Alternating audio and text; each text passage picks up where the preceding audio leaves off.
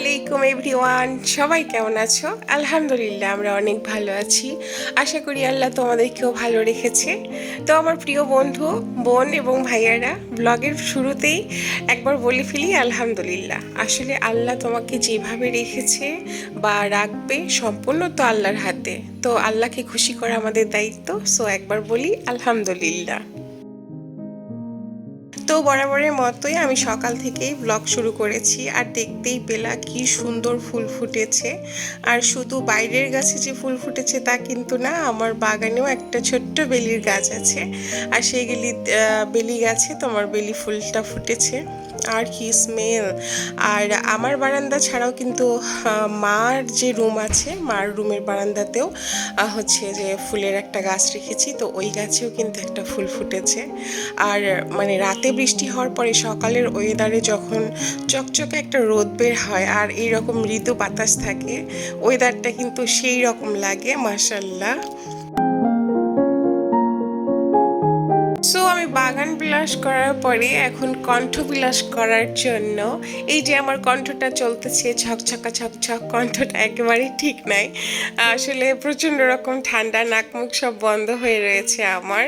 আলহামদুলিল্লাহ যে আমার জ্বরটা আর আসতেছে না, একটু পুরো মানে সুস্থ হচ্ছি আস্তে আস্তে। বাট এই কণ্ঠটা না ঠিক হওয়ার কোনো কথাই নেই। তো মা তো খুব বকে আমাকে আমি দুধ চা খেলেই। তো আজকে ভেবেছি যে না, আজকে এলাইচি, আদা সব কিছু দিয়ে আসলে আজকে একটা চা খাবোই খাবো। তো আজকে আর দুধ চা না খেয়ে সকালে আমি র চা খেয়ে ফেলেছি। আর এই যে দেখছো আমার সংসারের কাজ কিন্তু আমি শুরু করে দিলাম। সংসারের প্রথম কাজটাই ছিল আমার এই পর্দাগুলো তোমার হচ্ছে যে নিচে নামানো। কারণটা কি, এই পর্দাগুলো না সেই রমজান মাসে তোমার পরিষ্কার করা হয়েছে, তারা ছাড়া পরিষ্কার করা হয় না। আর এই পর্দাতে না অনেক ময়লা মানে লুকিয়ে আছে, দূর থেকে তোমার বোঝা যাবে না, বাট আমি তো বুঝতে পারছি ময়লা হয়েছে। তো আপা আসার আগে আমি এগুলো খুলে রাখছিলাম, যেন আপা আসার সাথে সাথে এগুলোকে ভিজিয়ে দেয়।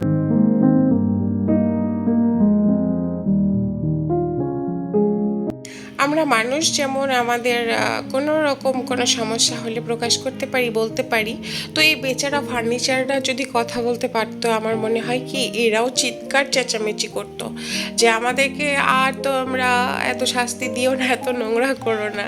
তো ছোট দুই বাচ্চা থাকলে যা হয়, আসলে আমরা বড়রাই দেখবা এক জায়গায় বসেছি, তারপরে তোমার নোংরা হয়ে যায়, আর ছোট বাচ্চা তো বাচ্চাই, আর কি বলবো। আর আমার এই কুশন দুইটা কখনোই ঠিক রাখে না, আমি বুঝি না তারা সোফায় বসলে এই দুইটা যে ওদের কি ক্ষতি করে এক আল্লাহ খোদা জানে, আমি নিজেও জানি না। আর এগুলো আমার নিত্য প্রতিদিনের কাজ, নিত্য প্রতিদিন। আর এই টিভি সেলফটা তো তোমার হচ্ছে আমাকে প্রতিদিন পরিষ্কার করতে হয়, কেননা এই টিভি সেলফের ওপর তোমার অনেক ধুলা পড়ে। আর এটা আমার হাজব্যান্ড একেবারেই পছন্দ করে না, কেননা উনি তো প্রতিদিনই টিভি দেখে, নিউজ দেখবে, খেলা দেখবে। আর তাছাড়া তোমার হচ্ছে যে এখানে ধুলা থাকলে পরে চোখের সামনে এগুলো আমার একেবারেই ভালো লাগে না।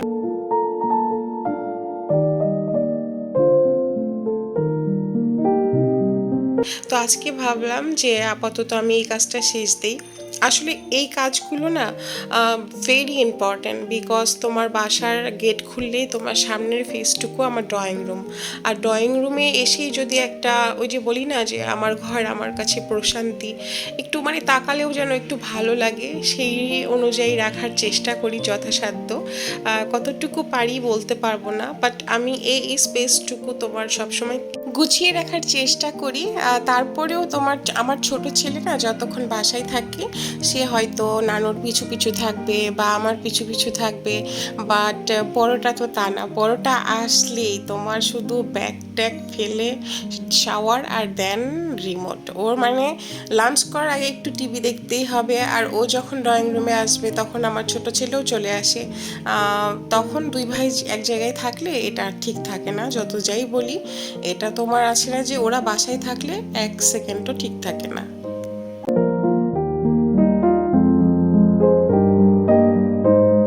শুধু বাসা না, যে কোনো স্পেস গুছিয়ে রাখলে যেমনটা সুন্দর দেখায় তেমন কিন্তু মনে এক ধরনের প্রশান্তিও দেয়। মানে আছে না যে তোমার মন শান্তি দুনিয়া শান্তি। আর তাছাড়া একটা বাসা যখন অনেক সুন্দরভাবে পরিপাটিভাবে গোছানো থাকে তখন পরিবারের সবারই ভালো লাগে। শুধু আমি গৃহিণী আমার প্রশান্তি অ্যাকচুয়ালি তা না। এখানে দেখো আমার হাজব্যান্ড যখন সারাদিন শেষে বাসায় আসে, বাসাটা যখন সে গুছানো দেখবে পরিপাটি দেখবে তারও কিন্তু ভালো লাগে। বাইরে থেকে কেউ আসবে তখনও তাদেরও ভালো লাগবে। আসলে দেখো আমরা গোছানো মানে যদি অনেক কিছু আছে না যে তোমার হাই কোয়ালিটি বা অনেক এক্সপেন্সিভ ফার্নিচার থাকতে হবে, এটা থাকতে হবে সেটা থাকতে হবে তা কিন্তু না। তোমার যা আছে তুমি সেটাই পরিপাটিভাবে রাখো, সেটাই গুছিয়ে রাখো।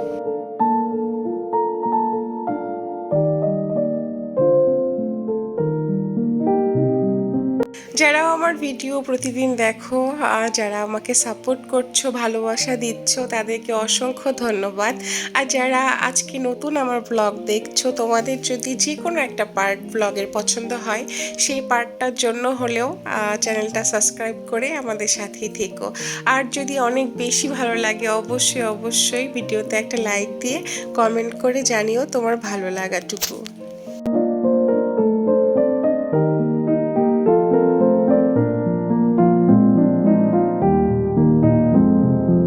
আমার বাসার মোস্ট ইউজফুল পার্ট হচ্ছে বা ফার্নিচার হচ্ছে এই দোলনা। এই দোলনাটা আমার এত ইউজ হয় মাশাল্লাহ। আসলে কোনো কিছু জিনিস তুমি কিনলা সেটা যেহেতু যদি ইউজলেস হয়ে পড়ে থাকে তখন কিন্তু তার পূর্ণতা আসে না। তবে আমি মনে করি এই দোলনাটা কেনা হয়েছিল আমার ইচ্ছে, মানে আমাকে গিফট করেছিল আমার হাজব্যান্ড।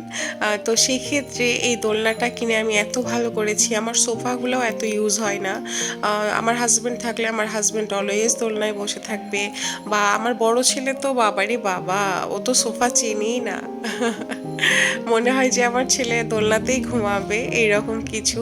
তো আমাদের বাসার আমি যদি আমার ছেলেকে বলি তোমার মোস্ট ফেভারিট স্পেস কোনটা বা একটা কর্নার থাকে যেখানে বসে তুমি শান্তি পাও, তো তো বলবে যে আম্মু লিভিং রুমের এই দোলনা আমার খুব পছন্দের। কেননা ও এখানে বসে দোল খেতে খেতে টিভি দেখতে খুব পছন্দ করে।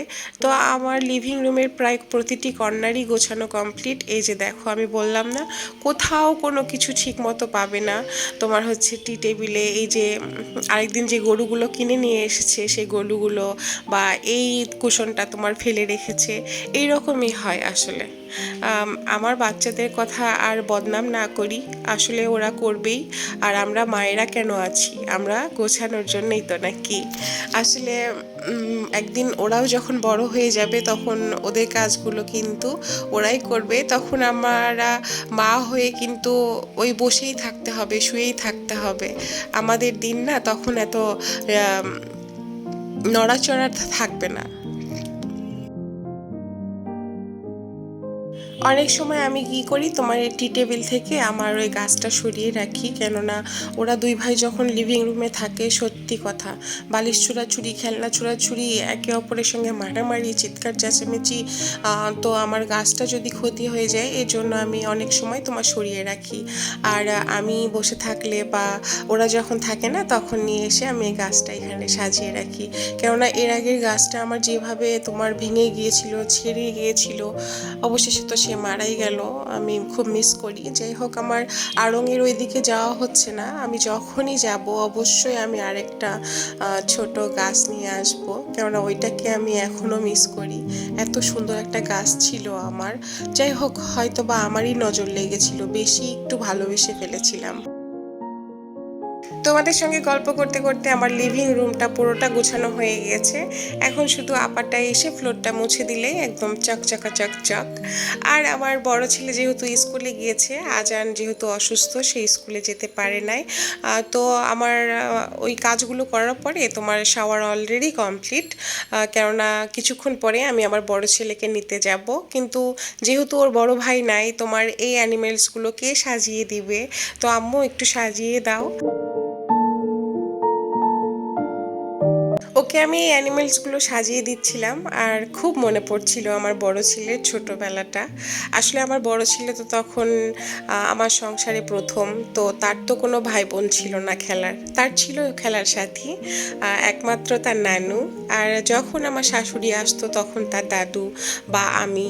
আর ও যেহেতু একা ছিল তখন না ও খুব ডিস্টার্ব করতো, আশেপাশে যেতে যেত বাসার নিচে বা ছাদে বা ঘুরতে, বা প্রচুর পরিমাণে তাকে খেলনা কিনে দেওয়া হয়েছে। আমার বড় ছেলের তুলনায় আজানকে আমরা আছে না যে 5%ও এখনও খেলনা কিনে দেই নাই। আমার বড় ছেলে প্রচুর পরিমাণে খেলনা কিনেছে, সে খেলনা নিয়ে থাকতো, বই নিয়ে থাকতো, গল্প নিয়ে থাকতো। আর আজান তো পেয়েছে সোনার হরিণ, সোনার হরিণটা হচ্ছে আমার বড় ছেলে। আর আমার ছোট ছেলে যখন আছে না যে বড় ভাই আছে তখন তার সময় খেলার সাথে সাথে অনেক সুন্দরভাবেই চলে যায়। যত কষ্ট করেছে আমার বড় ছেলেটা। তো আজকে যখন তাকে আমি এগুলো সাজিয়ে দিচ্ছিলাম তার ছোটবেলার দৃশ্যগুলো আমার খুব মনে পড়ছিল। আমার বড় ছেলের মোস্ট ফেভারিট ছিল তার অ্যানিমেলস। আর এই অ্যানিমেলসগুলো আমরা যে তাকে কত কিনে দিয়েছি কত কিনে দিয়েছি, বাট ছোট ছেলেটাই ফার্স্ট টাইম তোমার এই অ্যানিমেলসগুলো কিনেছে।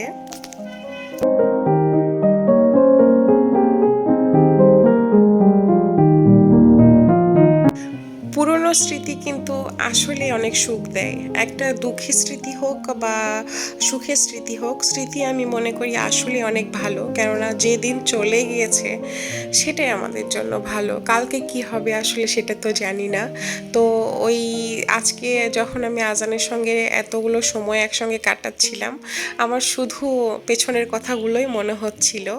আর আলহামদুলিল্লাহ তোমাদেরকে বলি যে আজানের জ্বরটা না কমেছে। তোমার এখন আর সে 100-101 নেই, আলহামদুলিল্লাহ সে কমছে, তার অ্যান্টিবায়োটিক চলছে। আর খুব রিসেন্টলি তার এই অ্যান্টিবায়োটিকটা শেষ হলে তোমার নাক দিয়ে যে রক্ত পড়ে তার জন্য অবশ্যই নাক কান ওই ডক্টরটা আমরা দেখাবো। তো বাচ্চাটা ড্রয়িং করছিল আর আমি তাকে তার পেন্সিলগুলো তোমার চেছে দিচ্ছিলাম।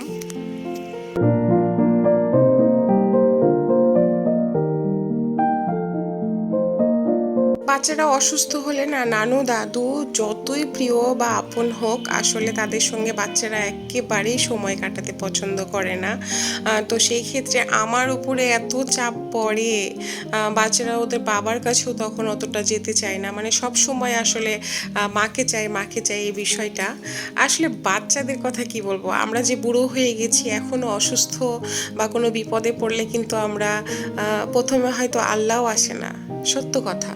প্রথমে আসে কি মা, আল্লাহ মরে গেলাম, মা কোথায় তুমি, মানে আছে না যে মা যদি কাছে থাকতো হয়তো বা সুস্থ হয়ে যেতাম, হয়তো বা শান্তি পেতাম।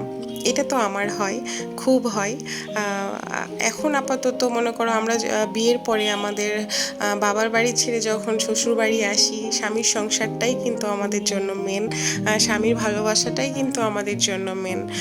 অনেস্ট কথা বলি, আসলে মার জন্য তো আত্মাটা কান্না করবেই। বাট এখন না আমি অসুস্থ হলে বা আমার খারাপ সময় হলে বা আমি খারাপ ফিল করছি, কোন মানুষটাকে কাছে চাই সেটা হচ্ছে আমার হাজব্যান্ড। এটা অনেস্ট কথা।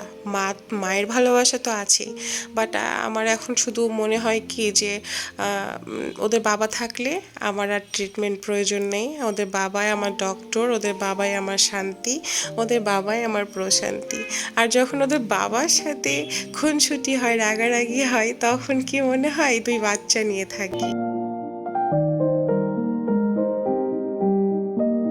আমি গিয়েছিলাম আমার বড় ছেলেকে আনতে। আর পরশুদিন ডক্টর দেখানোর সময় যে ও যে চকলেটগুলো এনেছে একটা কিন্তু অলরেডি খেলো, ওদের ভাই আসছে, তো হ্যাঁ আবার ডেইরি মিল্ক খেতে হবে। তো আজান ওই খায় না তো কিছু, তোমার একটু টুকিটা নাটি চকলেট বা এটা সেটা খেয়ে তার দিন কাটছে। বড় ছেলেকে আনার পরে সরাসরি আমি রান্নাঘরে আসি, আর আজকে রান্না হবে গরুর মাংস দিয়ে ভুনা খিচুড়ি। যদিও 2 দিন ধরে রাতে বৃষ্টি হচ্ছিল, তার জন্য হচ্ছে আমাদের খিচুড়ি খাওয়া হয় নাই। আর এদিকে ওদের বাবাও বলছিল যে ছেলে অসুস্থ হয়েছে, মন মতো কিছু যেতেও পারছি না, খেতেও পারছি না। আসলে মন মতো চাওয়া বলতে ওদের যে খিচুড়ি, আর কিছুই না। আর কেননা আমি অলওয়েজ চেষ্টা করি যখনই বৃষ্টি হোক বা আসে না 10 দিন পার হয়ে গেছে বা 1 সপ্তাহ হলো, আজকে খিচুড়ি লাগবে। আমি বুঝতে পারি আসলে আমরা তো খিচুড়ি খাদক। যাই হোক, তো আজকের খিচুড়িটা রান্না করছি আমি মুগ ডাল, মসুরের ডাল আর পোড়াও চাল দিয়ে, একদম ভুনা খিচুড়ি টাইপের। আর খিচুড়ি রান্না করব দেখি কিন্তু অনেকগুলো কাজ করতে পেরেছি। যেই দিন একটু রান্না বাড়ার অনেক বেশি ঝামেলা থাকে, অনেক কয়েকটা আইটেম থাকে, সেই দিন আর তোমার অন্যদিকে তাকানোর মতো আসলে সময় পাওয়া যায় না।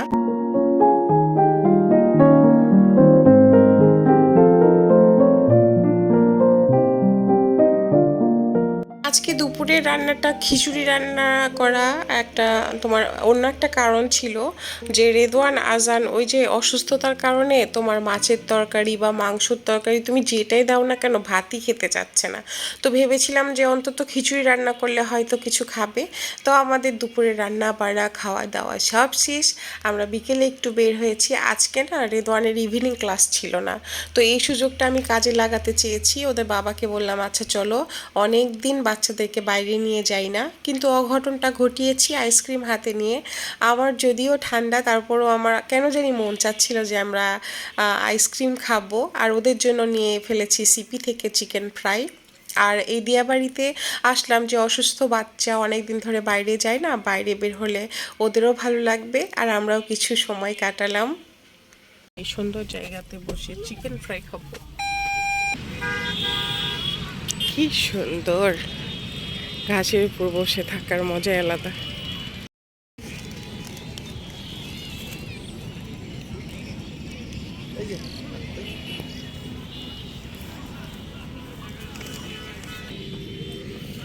আজান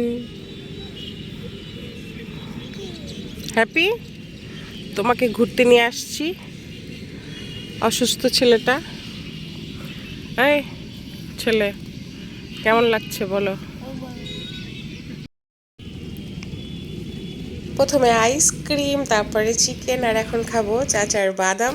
আর বাদামগুলো কোথায় রেখেছে, হাসতে হাসতে আমি প্রায় পাগল। ঘাসের উপরে অনেক সুন্দর দেখাচ্ছিল। আর সেখান থেকে চলে এসেছি আমরা 18 নম্বর সেক্টরে।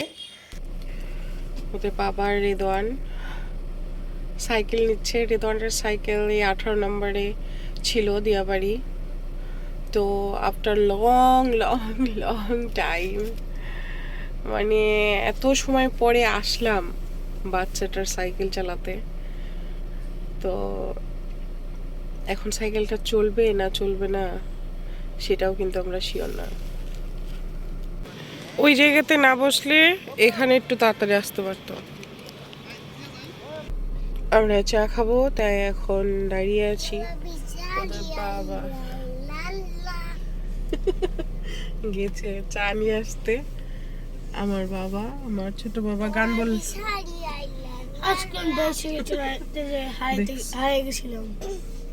বাইসাইকেল চালাইতে যে হারিয়ে গিয়েছিল।